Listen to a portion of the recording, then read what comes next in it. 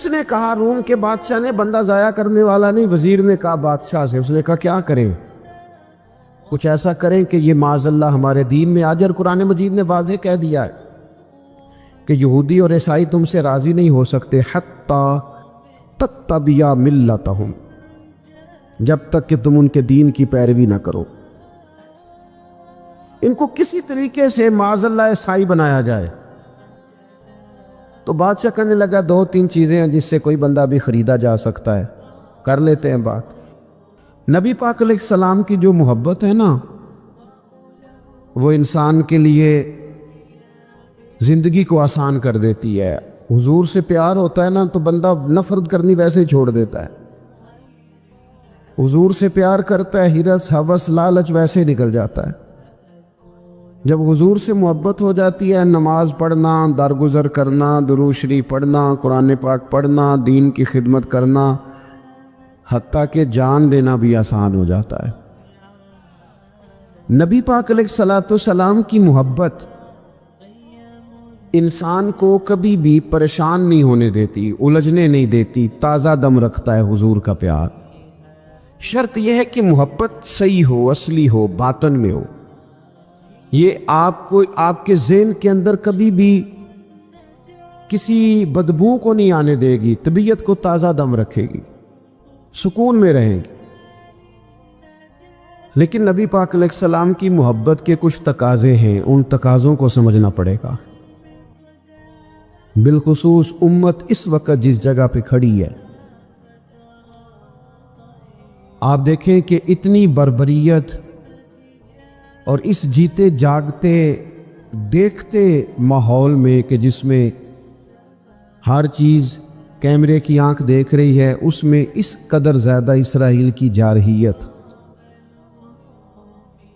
اس کے جواب میں دو تین تازیانے ہیں یوں سمجھنے والے۔ ایک ہے کہ میں کوئی جذباتی بات کروں گا، آپ اس کی تائید کر دیں گے۔ ایک ہے کہ پہلوؤں پر غور کرنے کا وقت ہے کہ اتنے کٹھن ماحول میں بھی اگر مسلم امہ کے لیڈر بیدار نہیں ہو رہے تو آپ کو پس منظر سمجھنا پڑے گا کہ ہم نے نبی پاک کی محبت کے تقاضوں کو نہیں سمجھا۔ حضور سے محبت ہے نا تو پھر نبی پاک کو تو سادہ طرز زندگی پسند ہے، حضور کو تو پسند نہیں ہے۔ اللہ کے محبوب نے تو دعا مانگ کے فقیری لی اللہ تعالیٰ سے۔ آپ کو پتہ ہے جب بندہ بہت زیادہ آسانیوں میں چلا جاتا ہے، بہت زیادہ اس کے پاس سہولیات ہو جاتی ہے، اس کا مرنے کو دل نہیں کرتا۔ خود نبی پاک علیہ السلام نے فرمایا قیامت کے قریب کافر تم پر جھپٹیں گے جس طرح بھوکے لوگ کھانے پر جھپٹتے۔ حضور کیوں، ہم تھوڑے ہوں گے؟ فرمایا نہیں، تمہیں دنیا سے محبت ہو جائے گی اور موت تمہیں بری لگے گی۔ اتنے بڑے بڑے بنگلے، عالی شان محلات، کس کا چھوڑ کے مرنے کو جی چاہتا ہے معاذ؟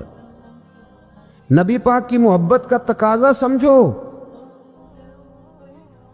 ایسا نہیں کہ وہاں دولت آئی نہیں۔ حضور تو فرماتے ہیں کہ اللہ نے خزانوں کی کنجیاں میرے ہاتھ میں رکھ دی ہیں، لیکن میں نے عرض کیا مالک ایک وقت روٹی دینا اور ایک وقت کا فاقہ دینا۔ کنجیاں خزانوں کی اللہ نے دی۔ جب تک آپ اپنا طرز زندگی، یہ جو بہت دنیا کا پیار ہے نا، بہت زیادہ مرنے کی ہرس، یہ بہت زیادہ جینے کی ہرس، تو اللہ تعالیٰ نے قرآن پاک میں یہودیوں کا طریقہ بیان کیا کہ وہ کبھی مرنے کی تمنا نہیں کریں کیونکہ جینے کی ہرس رکھتے ہیں۔ نبی پاک علیہ السلام کے غلاموں، طرز زندگی جب تک سادہ نہیں ہوتا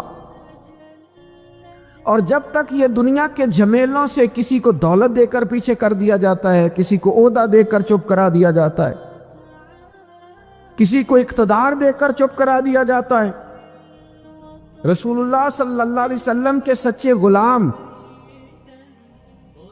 انہیں ایک بات کی سمجھ آ گئی تھی کہ ہمیں ہمارے رب نے کہا ہے قل ان کنتم تحبون اللہ فاتبعونی یحببکم اللہ۔ اے محبوب آپ ان سے فرما دیں اگر رب سے محبت کرنا چاہتے ہیں تو آپ کی پیروی کریں، اللہ خود ان سے محبت فرمائے گا۔ جب رب بھی ان کا ہو جائے گا، جب رب بھی ان کا کی محمد سے وفا تو نے، تو ہم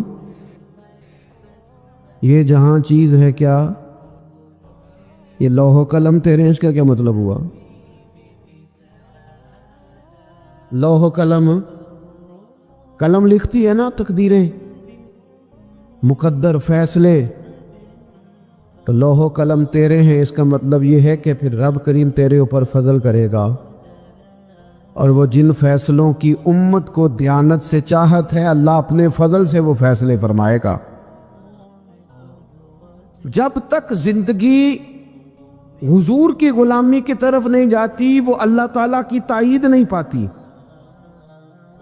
حضرت عبداللہ ابن حذافہ رضی اللہ تعالیٰ عنہ کو رومیوں نے قید کر لیا تھا، اور جب رومی آپ کو قید کر رہے تھے، پکڑ رہے تھے، جنگ میں کچھ موڑ ایسا آ گیا کہ بظاہر مسلمانوں کے قدم پیچھے ہٹ رہے تھے۔ 1000 آدمی نے، 100 آدمی نے مل کے آپ کے گرد گھیرا ڈالا اور بڑی مشکل سے آپ کو گرفتار کیا۔ جب بادشاہ کے سامنے لے گئے نا، تو بادشاہ سے اس کا سپہ سالار کہنے لگا کہ بندہ ضائع کرنے والا نہیں۔ یہ بات سمجھیں آپ، ہماری طبیعت کے مطابق جو بندہ پورا نہیں اترتا ہم ضائع کر دیتے ہیں۔ حالانکہ اگر آپ کو مخالف صف میں بندہ کام کا نظر آئے تو آپ غور فرمائیں کہ یہ ہمارے قافلہ محبت میں کیسے شامل ہو سکتا ہے، اس کے لیے جد و جہد کریں تاکہ اس سے کام لیا جا سکے۔ اس نے کہا روم کے بادشاہ نے بندہ ضائع کرنے والا نہیں۔ وزیر نے کہا بادشاہ سے، اس نے کہا کیا کریں؟ کچھ ایسا کریں کہ یہ معاذ اللہ ہمارے دین میں آ جائے۔ اور قرآن مجید نے واضح کہہ دیا ہے کہ یہودی اور عیسائی تم سے راضی نہیں ہو سکتے حتی تتبع ملتہم، جب تک کہ تم ان کے دین کی پیروی نہ کرو۔ ان کو کسی طریقے سے معاذ اللہ عیسائی بنایا جائے۔ تو بادشاہ کہنے لگا 2-3 چیزیں ہیں جس سے کوئی بندہ بھی خریدا جا سکتا ہے، کر لیتے ہیں بات۔ اس نے سب سے پہلے حضرت عبداللہ ابن حذافہ سے کہا کہ جتنے پیسے آپ کہیں گے آپ کو ملیں گے، آپ اس دین میں آ جائیں معاذ اللہ۔ تو حضرت عبداللہ ابن حذافہ نا، کچھ لوگ بڑے سیانے ہوتے ہیں، بردبار ہوتے ہیں، بعض باتوں پر غصہ نہیں کرتے، ہنستے۔ حضرت عبداللہ ابن حذافہ ہنس پڑے، فرمانے لگے تجھے کس نے بادشاہ بنایا؟ تو بڑا بیوقوف آدمی ہے۔ اس نے کہا کیا مطلب؟ فرمانے لگے نادان، میں تو تلوار لے کے میدان میں آیا ہوں، مجھے دولت کمانی ہوتی میں تجارت کرتا، میں تجارت نہیں کر رہا، میں تو شہادت کے لیے نکلا ہوا ہوں، اور تو مجھے کہہ رہا ہے پیسے لے لے؟ وہ عقل کی بات کر۔ اس نے دوسری بات کی، اس نے کہا کہ میں بادشاہ ہوں، میرے نیچے جتنے بھی عہدے ہیں، وزیر، مشیر، وزیر خزانہ، جو آپ عہدہ کہیں گے آپ کو دے دیا جائے گا، آپ اس طرف آ جائیں۔ تو حضرت عبداللہ ابن حذافہ کہنے لگے پھر کہتا ہوں تو بڑا نادان ہے۔ فرمانے لگے میں حضور کا صحابی ہوں، اور صحابی ہونے سے بڑا عہدہ دنیا میں ہے ہی کوئی نہیں۔ صحابہ وہ صحابہ جن کی ہر صبح عید ہوتی تھی، خدا کا قرب حاصل تھا، نبی کی دید ہوتی تھی۔ کہا تو مجھے لالچ دے رہا ہے؟ اب انہوں نے ایک نئی چال چلی۔ وزیر کہنے لگا کہ میں ایک اور طرح سے معاذ اللہ کوشش کرتا ہوں پگھلا دینے کی۔ آپ اندر کمرے میں قید تھے تو وہاں ایک خاتون کو بنا سوار کر بھیج دیے گا۔ دوستو یاد رکھنا، تکڑا اور مضبوط جوان پتہ کون ہوتا ہے؟ جس کی نظریں پوری طرح اس کے کنٹرول میں ہوں۔ یہ علامت جوانی ہے۔ جس آدمی کا پوری طرح، 2 لوگ دنیا میں کبھی کوئی کارنامہ سر انجام نہیں دے سکتے، ایک جو حرام کھاتا ہو، ایک جس کی نظر ناپاک ہو۔ محمد بن قاسم جب یہاں آئے تھے نا، تو ایک دن بڑے پریشان تھے، تو ایک بزرگ کہنے لگے آپ کیوں پریشان ہیں؟ کہنے لگے راجہ دہر سے مقابلہ ہے، اور ہماری فوج تو سندھ کے رستے بھی نہیں جانتی، زبان بھی نہیں جانتی، لڑیں گے کیسے؟ 2-4 दिन के बाद उन बुजुर्गों की दोबारा मोहम्मद बिन कासिम से मुलाकात हुई तो बड़े खुश थे। कहा अब आप क्यों खुश हैं? कहने लगे वो मेरा मुकाबला नहीं कर सकता, मैंने तहकीक कर ली। कहा क्यों? कहने लगे नज़र का गंदा है, और जो नज़र के गंदे होते हैं वो मैदानों में ठहरा नहीं करते। मैदान के लिए निकलने के लिए पाक जवानी की ज़रूरत होती, ततहीर मिजाज होना ज़रूरी होता है, पाकीज़ा अफकार और सच्ची और सुच्ची सुथरी सोचों का होना ज़रूरी होता है। इसलिए फरमाया कि मेरा मुकाबला नहीं कर सकता। हज़रत अब्दुल्लाह इब्न हुज़ाफ़ा कमरे में थे तो वज़ीर की बेटी अंदर सजी संवरी पहुंच गई। जैसे ही आपने इस कुफ्र की चाल को देखा तो तयम्मुम करके नफल शुरू किए। वो सारी रात बैठी रही, रब का बंदा सारी रात इबादत करता रहा। इबादत बड़ा सहारा है, मुसल्ला बड़ा सहारा है अल्लाह के बंदो। सुबह दरवाज़ा खोला, वज़ीर ने अपनी बच्ची से पूछना चाहता था रिज़ल्ट क्या निकला, तो कहने लगी पीछे हट जा, अब तेरा मेरा ताल्लुक कोई नहीं, मैंने नबी पाक का कलमा पढ़ लिया। उसने कहा मैंने भी ज़माना देखा है, पर ये क्या लोग हैं, कस्तूरी के बने हुए,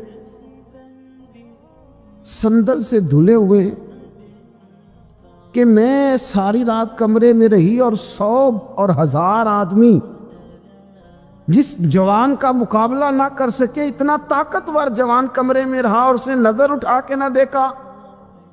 ओ कच्चा रंग ललारी वाला जेड़ा चढ़दा ते लैंदा रहिंदा है, ए इश्क तेरे दा रंग मुहम्मद चढ़िया फेर नहीं लैंदा। सुभान।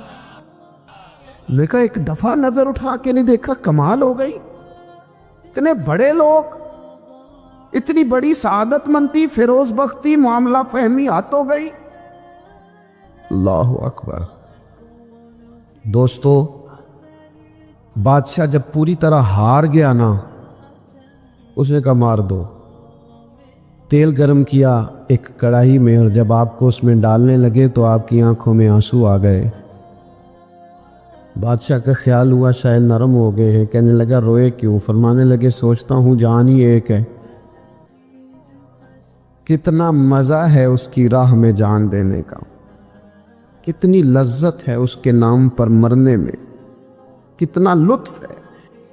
जे तू चढ़िया उत्ते दार भी नहीं, ते जे तू विकिया इश्क बाजार भी नहीं, ते एडा सस्ता सौदा प्यार भी नहीं, ते एडा सस्ता लभदा यार भी नहीं। कई जंगल गाने पैंदे नी, कई दोज़ख लंघने पैंदे नी, जे वो इस मुल्लों भी मिल जावे, एदू सस्ता होर वपार भी नहीं। ते कुछ समझ ना आवे लोकां नू वो कादे नाल शहीद करे, डिठी यार दे हथ तलवार भी नहीं, पर ओदा खाली जांदा वार भी नहीं।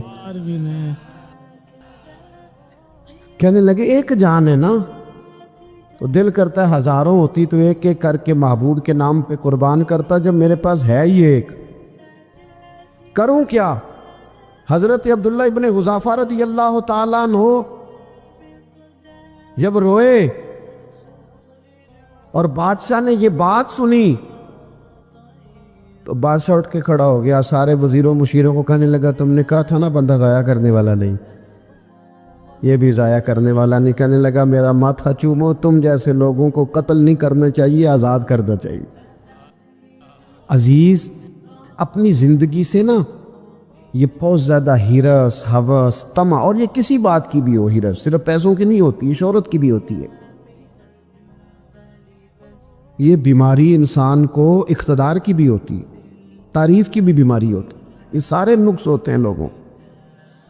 और माज़अल्लाह बाज़ जुब्बों खुब्बों के अंदर भी होते हैं, वहां भी पनपते। अपनी जिंदगी जब तक उस सादगी में नहीं लाओगे जो रसूल पाक ने अता फरमाई, जब लोग आसानियों में पूरी तरह उलझ गए तो फिर वो दूर हुए और कुफर चढ़ गया। दूसरी बात, अल्लाह के महबूब सल्लल्लाहु ताला अलैहि वसल्लम की मोहब्बत हमसे तकाजा करती है। کہ ہم اس مشن کے لیے کام کریں جس مشن کے لیے رسول پاک نے کام فرمایا.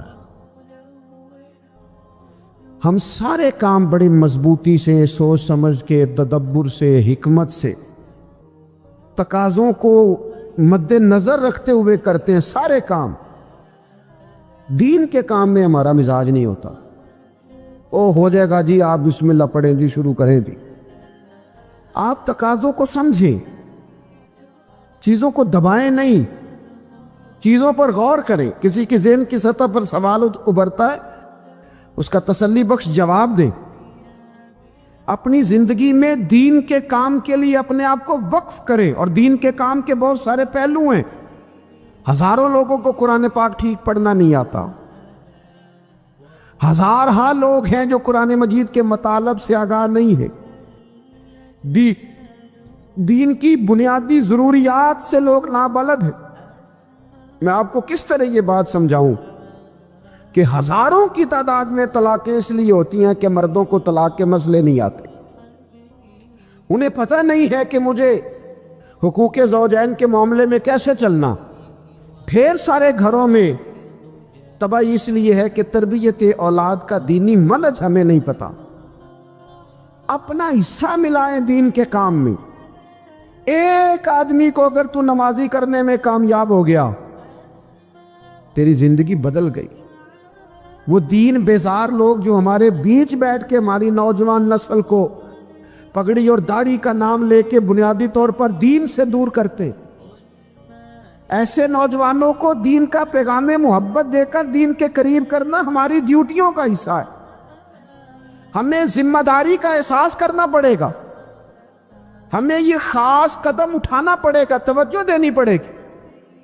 مساجد، مدارس، میں آپ سے عرض کروں، اتنی ڈٹ کے مخالفت ہوتی ہے نا مدرسوں کی، اتنی ڈٹ کے. میں ادارہ چلاتا ہوں، اس کے چلانے میں جو مشکلات ہیں وہ تو ہم بتا نہیں سکتے آپ کو، اس لیے کہ میری قوم، میرا اس قوم سے تعلق ہے جو نعت خواں امیر کرنا چاہتی ہے، مدرسے نہیں. نقیب خطیب پیدا کرنا چاہتی ہے، شعر و شاعری کی زندگی کو پروان چڑھانا چاہتی ہے. فقط ہمارا ان لوگوں سے تعلق ہے جو لاکھوں کروڑوں روپیہ محافل پہ لگائیں گے. اور قاری صاحب بیچارے اگر مسجد کا کوئی ہونے والا کام کسی وقت بتا دیں گے تو وہ بڑی مشکل آ جائے گی ان کے لیے. یہ کیسے ہو سکتا ہے، آپ نے یہ ڈیوٹی بتا دی. مدارس، اور جتنا اہم رول دین کو پھیلانے میں مدارس اسلامیہ کا ہے، اتنی زبردست. لوگوں کا خیال ہوتا ہے میری طرح کے لوگ شاید کام کرتے ہیں، ڈیوٹی کرتے ہیں. یہ 10-15 لوگ آپ کو نظر آتے ہیں جو آپ کو کہیں میڈیا پر یا ادھر ادھر ڈیوٹی کرتے. مخلص لوگ اپنی جگہ پہ وہ بھی بڑا ہی کام کر رہے ہیں، جو میڈیا پہ آ کے بھی اخلاص سے اور درد دل سے کو دین کی، ان کی بھی کسی بات کی حوصلہ شکنی نہیں. لیکن ہزارہا اساتذہ جو مدارس میں بیٹھ کے پڑھاتے، انہوں نے وہ سارے لوگ تیار، آپ سمجھ نہیں سکتے کتنا بڑا کام. حفظ کا استاد جو ہوتا ہے نا، اس کی ڈیوٹی 24 گھنٹے ہوتی ہے فجر سے پہلے، اور اس نے بچوں کو اٹھانا. تنخواہ تو ہم انہیں دینا نہیں نہ چاہتے تھی، تنخواہ نہیں دے دی انہوں نے. ہمیں مولوی امیر نہ ہو جان. مولوی نو تے سوٹ بھی 27 والی رات دے ہے تاکہ کدھر سوان کے عید والے دن پا نہ لوے، کیونکہ 27 تو بعد تے درزی پڑتا ہی کوئی نہیں. کیوں حضرت؟ ایسا ہی ہے نا، اس وقت تو نہیں نہ لیتا. تو ہم چاہتے ہیں مولوی ہماری مرضی کے ہماری طرح کا سوٹ نہ پہن لے. مدارس کی مضبوطی آپ یہ دیکھ لیں، یہ صلاح الدین ایوبی کا تعلق بھلا کس چیز سے تھا؟ غوث اعظم کے مدرسے سے. حضور غوث اعظم کے مریدوں کی جماعت اس کے ساتھ شامل تھی. کون لوگ تھے جنہوں نے مدارس سے فیض پایا؟ رازی اور غزالی، حضور غوث اعظم، خواجہ اجمیر، یہ سب لوگ مدارس کے لوگ ہیں. کمزوریاں ہیں، غلطیاں ہیں، بہت ساری چیزوں کی اصلاح کی ضرورت ہے، لیکن یہ دین کا بہت بڑا قلعہ ہوتا ہے مدرسہ. لیکن اس کی مخالفت کی جاتی ہے. مجھے بتائیے، اگر مدرسوں میں کمزوریاں ہیں تو کالجوں یونیورسٹیوں میں نہیں ہیں؟ ہم نے کبھی مخالفت کی ہے بند کر دو سارے؟ لیکن لوگوں کا جب خیال آتا ہے، جب ہمارے ایک سابقہ وزیر صاحب تھے، سر راہ کسی دعوت میں میری ان سے ملاقات ہو گئی، تو انہوں نے کہا مدرسوں کا کردار کیا ہے آج کے ماحول میں؟ میں نے انہیں کہا کہ مختلف کورسز آپ کراتے ہیں نا،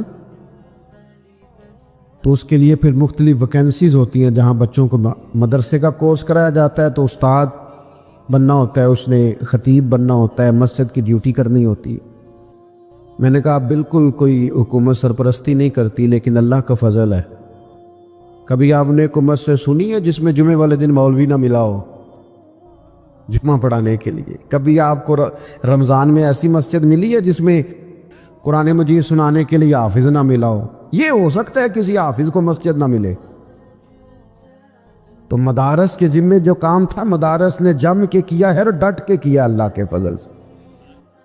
اور مدارس کے لوگوں کو بھی کمزور نہیں پڑنا چاہیے، کبھی کسی وزیر مشیر مالدار کے روب میں نہیں آنا چاہیے، قطعاً نہیں۔ کیوں؟ کہ یہ وہ عظیم لوگ ہیں رسول اللہ صلی اللہ علیہ وسلم کے دین کے غلام، کہ ابھی ایک لفظ نہیں پڑا ہوتا الف با تا سا، پہلے دن گھر سے نکلتے ہیں تو حضور فرماتے ہیں اللہ کے فرشتے ان کے پیروں کے نیچے پر بچھا بھی دیتے ہیں، پہلے دن اتنا بڑا اعزاز ملتا ہے۔ تو حضور کی محبت کا تقاضا ہے، دین کا کوئی کام کیا جائے۔ ایک خاتون مسجد نبوی شریف میں جھاڑو دیتی تھی، پر کوئی کام تو کرتی تھی نا۔ اور کس مسجد میں؟ جہاں 70,000 فرشتے صبح آتے ہیں، 70 شام آتے ہیں، اس مسجد میں وہ خاتون جھاڑو دیتی تھی۔ بخاری ہے، جب ان کا انتقال ہو گیا، صحابہ نے سوچا کہ حضور کو تکلیف ہوگی، بغیر بتائے جنازہ پڑھ دیا۔ حضور صبح تشریف لائے، تازی قبر دیکھی، اور محبوب وہ ہیں جو فرش پہ کھڑے ہو کے عرش کی خبریں دیتے ہیں۔ نبی پاک علیہ الصلوۃ والسلام نے فرمایا کہ مجھے اطلاع کیوں نہیں دی اس کے انتقال کی؟ یہ کرم دیکھو، کوئی ڈیوٹی تو کرتی تھی نا یار، پر خلوص سے، پر پیار سے، پر اللہ کو راضی کر دے گا، پر درد دل سے۔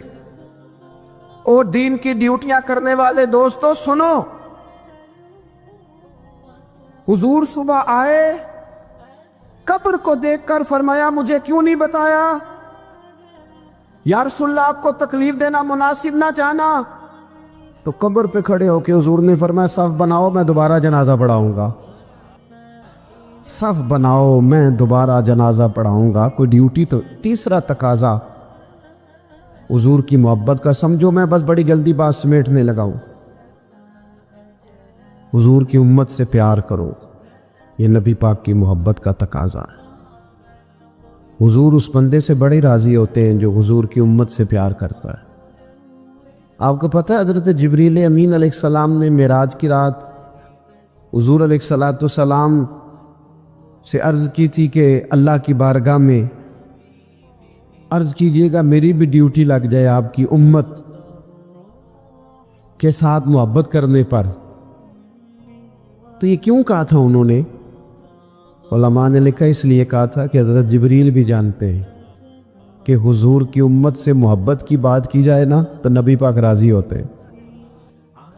امت سے پیار کرو گے نا، امت سے ایک صرف بات کا خیال رکھنا، عقیدہ برا ہو تو بات دوسری ہے، ورنہ میرے محبوب کی امت کا ایک ایک شخص جو مدینے والے کا کلمہ پڑھتا ہے، جو حضور کا غلام ہے، اس کے بارے میں اپنے دل میں گنجائش رکھنا، پیار رکھنا، وارفتگی رکھنا۔ او دوستو، یہاں لوگ کس کس طرح گروہوں کو، جماعتوں کو سپورٹ کرتے ہیں۔ نبی پاک نے اس امت کی کثرت پر فخر بیان کیا، اور حضور فرمانے لگے 120 صفیں جنتیوں کی ہوں گی، قیامت میں 80 صفیں صرف میری امت کی ہوں گی، میں کثرت امت پر فخر کروں گا۔ ان لوگوں سے پیار کرنا ہے، ان کے دکھ درد کو سمجھنا ہے۔ پتہ ہے آج کیا ہوتا ہے؟ آج ہمیں نا مختلف چھوٹے چھوٹے ملکوں میں بانٹ دیا گیا، تو ہم کسی دوسرے مسلمان بھائی کا درد نہیں محسوس کرتے، ہم گھروں میں نہیں محسوس کرتے۔ پڑوسی پر ظلم ہو رہا ہو تو ہم کہنے پتر ساڈا نہیں مسئلہ، یہ مسئلہ ہے، تینوں کی لگے؟ حالانکہ پڑوسی کی آگ اس لیے بھی کسی وقت بجھا دینی چاہیے کہ پڑوسی کی نہ بجھائی جائے تو اپنا گھر بھی زاد میں آ جاتا۔ آج امت مسلمہ سے ہمیں بس لگا دیا گیا اپنے حصے کی روٹی کماؤ، اپنے حصے کی کوٹھی بناؤ، اپنے حصے کی گاڑی خریدو، اپنے حصے کا کام کرو۔ امت کا درد، امت کی بات، وحدت امت کا تصور، امت کا دوبارہ سے وہ شان ارسل رسولہ بالہدی ودین الحق لیظہرہ علی الدین کلہ، وہ تصور کب ہوگا؟ اس وقت ہوگا جب ہم بات امت کی کریں گے۔ نبی پاک علیہ السلام نے فرمایا مسلمان کی مثال ایک جسم کی طرح ہے، جسم کے ایک حصے کو تکلیف ہو تو سارا آزمائش میں آ جاتا ہے۔ مجھے بتاؤ یہ انگلی درد کرتی ہو، یہ انگلی جسم کا حصہ ہے نا، تو میرا خیال ہے دماغ یہ کہہ دے گا کہ انگلی کی درد ہے نا مینوں کی لگے، دل کہہ دے گا کوئی نہیں ٹینشن لینے، انگلی کا مسئلہ ہے نا۔ ایسا نہیں ہوتا، بلکہ جب انگلی میں درد ہوتی ہے تو دماغ منصوبہ بندی کرتا ہے کہ اس کا علاج کیسے ہو سکتا ہے، دل پریشان ہوتا ہے، پیر چل کے جاتے، ہاتھ وہ دوائی وصول کرتے، دانت اسے چبا کر، حلق اسے نگل کر، معدہ اسے ذخیرہ کر کے جسم میں پھیلاتا ہے، پھر جا کے انگلی شفا پذیر ہوتی ہے۔ ایک حصے کو درد ہو تو سارا حصہ کام پہ لگ جاتا ہے۔ اسرائیل اگر تکلیف دے رہا ہے فلسطینیوں کو تو ہونا چاہیے تھا نا بعض مسلمان حکمرانوں کو نیند نہ آتی، وہ درد دل محسوس کرتے، ہونا چاہیے تھا نا کہ بعض لوگ یہاں ہم کیا کرتے ہیں بھلا بیٹھ کے، اب تو مجھے بعض چیزوں سے کوفت بھی ہونے لگا، ہم دیتے ہیں بیان، مذمت، آپ کے بیان دینے سے کیا ہوگا؟ فلانے نے بھی بیان دے دیا، فلانے نے بھی کلپ دے دیا، یہ کیا کر رہے ہیں؟ یہ تو آپ زندہ رہنا چاہتے ہیں، وہ جس طرح آج کل ہمارے ہاں بہت ساری جو کہ جماعتیں ہیں، تو کشمیر ڈے آتا ہے نا تو مل کے ریلی نہیں نکالی جا سکتی، سوال نہیں پیدا ہوتا، کیونکہ ہمیں جماعتوں کو زندہ رکھنا ہے۔ اس جماعت کی خبر الگ لگنی چاہیے، اس جماعت کی خبر الگ، تو ایسے کوئی انقلاب آئے گا؟ یاد رکھنا امت کو پوری کو ایک طاقتور آواز بننا پڑے گا، ہمیں تھوڑا تھوڑا اوپر اٹھ کے سوچنا پڑے گا۔ خدایا اللہ تعالیٰ مجھے معاف کرے اگر کوئی بات میں ستی کر رہا ہوں، دل کی گہرائی سے عرض کرتا ہوں اب تو بڑا سخت وقت آ گیا،